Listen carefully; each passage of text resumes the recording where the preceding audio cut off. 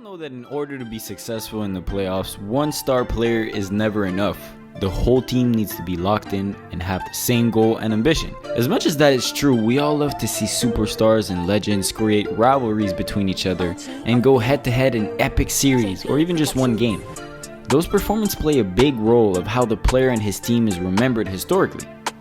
But before we get into the video, why not support? Why not just subscribe? Like the video, take 3 seconds. It would mean a lot if you don't do it. Hey, I still respect you. Number 1, Damian Lillard versus Russell Westbrook. So after getting swept by Portland in the 2018 playoffs, Lillard said he wanted to play a strong team and beat them.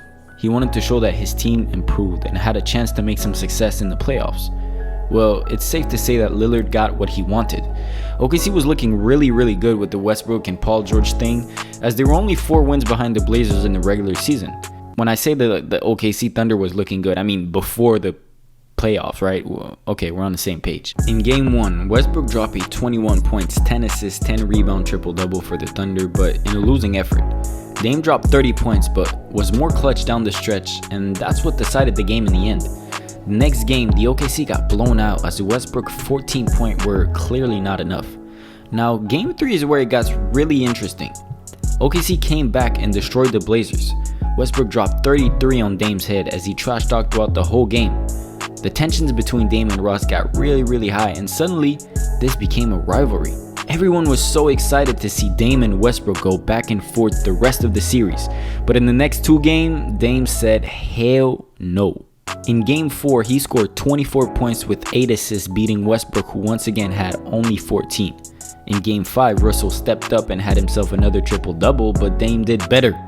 He dropped 50 points on Russell's head, and the Thunder sending them home with one of the most memorable game winners, a 37 feet long 3-pointer over Paul George at the buzzer. He also made sure to wave Thunder goodbye, which made the shot even more badass. LeBron James versus Paul Pierce. In the 2008 Eastern Conference semifinals, LeBron and the Cavaliers were facing the Boston Celtics. Boston was a super team, while LeBron, like most of his years in Cleveland, had to carry his team. I know I said in the beginning that NBA teams need more than one player. Well, in his early years in Cleveland, it seems like LeBron all alone over there was more than enough for them. The King already did way more than anyone expected by bringing this YMCA-looking team to the finals in the previous year. But Celtics were a different beast in those years, with Kevin Garnett, Paul Pierce, Rajon Rondo, Ray Allen, while the Cavs had, well, LeBron. Oh, there was the Zydrunas dude and Delonte West, who recently got picked up by Mark Cuban off the streets of Dallas. Honestly, I really hope these dudes get better. But on the basketball side though, you can understand what type of big three LeBron had in Cleveland. Despite being overmatched at a team level, LeBron helped the Cavs to force a Game 7. It resulted in a famous duel against Paul Pierce. Pierce came in hot and has been the best player on both ends of the floor. His shot was falling on offense, and he forced LeBron to take bad shots the entire first quarter. During the second quarter, Boston had a big lead and LeBron started being more aggressive every possession, as he probably realized that's the only way that this team of nobodies is going to win. The two were going back and forth as the Cavs managed to cut the Celtics lead to just 5 points in the middle of the third quarter. In the fourth quarter, LeBron hit 3 threes and stole the ball from Pierce with 2 minutes remaining to flush it in and make it only a 2-point game. In the last minute of the game, the Celtics locked LeBron up and didn't allow him to score. The game ended in free throws as Celtics won 97-92 and advanced to the conference finals. LeBron still finished with 45 points and Pierce ended up with 40 for himself. Not too bad. Allen Iverson versus Vince Carter. The 2001 NBA Eastern Conference semifinals between the Philadelphia 76ers and Toronto Raptors was epic. While Iverson was carrying the Sixers on his back, Carter was electrifying the state of Canada on their historic playoff run. Game 1 was close, however, the 76ers shot poorly and ultimately fell into a 0-1 series hole. Even though Iverson had 36 points, he missed 23 shots in the process. Game 2 wound up as a nail-biter also. Going down to the last minutes, the Sixers needed some heroics from their MVP, and that's exactly what Iverson was. The answer. He put up an amazing 54 points and won that game for the Sixers. Game 3 was all Vince Carter. In the first half, Carter would break a record with 8 3-pointers. He finished with 9 on the night and finished with 50 points to help the Raptors regain a 2-1 series advantage. In Game 4, AI once again outscored Carter with 33 points to Carter's 25 and tied the series. Just before Game 5, Iverson was awarded the NBA MVP trophy. Allen Iverson would honor the award by putting up another 50-plus point night. Riding the momentum of their MVP, the Sixers won Game 5 by 33 points to take a 3-2 series lead. In a closeout game, Vince Carter once again rose to the occasion, leading his team with 39 points. The Raptors used a double-digit win to force a decisive Game 7.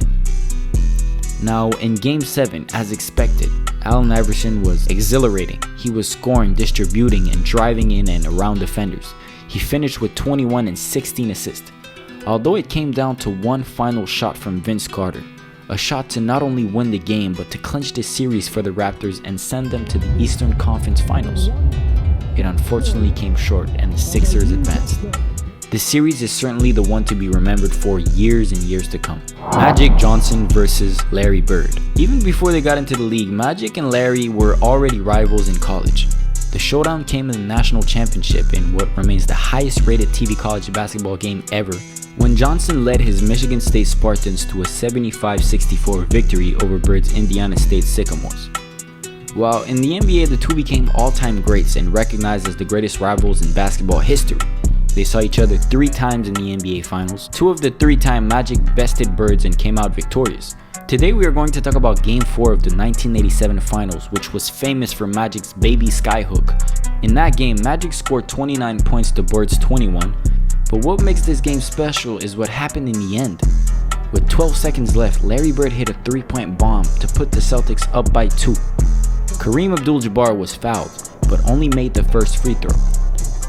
With the game on the line, Magic Johnson lofted a hook shot for the win. It went through the buckets with 2 seconds left, giving the Lakers a 3-1 series lead. There are a million Bird Magic moments to choose from, but this one is probably one of the craziest and most popular. Both hit potential game winners in the final seconds, and it was the final series the two would play against each other. If there is one iconic Lakers-Celtics image of the 80s, this is it. Jamal Murray versus Donovan Mitchell. Denver versus Utah featured a battle for the ages between a former Wildcat and Cardinal. As Jamal Murray and Donovan Mitchell clashed for 7 games and had the greatest scoring output 2 opponents have ever had. The two combined for 475 points, 65 3-pointers, 9 30-plus point games, and 4 50-plus point games. And the fact that they are so young is really insane. In Game 1, Murray came out with a great performance as he scored 36 points and 9 assists, but Donovan Mitchell took the term great performance on another level. He scored an incredible 57 points with 7 assists and 9 rebounds. I mean, the guy had a damn near 57-point triple-double in the playoffs, but all of that didn't really have that much impact since they lost the game. Surely, we all thought that if Mitchell dropped 60 points and they still lose, all hope is lost for the Jazz. But to our surprise, they won the next 3 games, taking the lead in the series 3-1 as Mitchell had another great performance in Game 4, scoring 51 points. And on the other end, Jamal had 50 points but just came short as his Nuggets lost by 2 points. So, being down 3-1, Murray took matters into his own hands and scored 42 in the next game.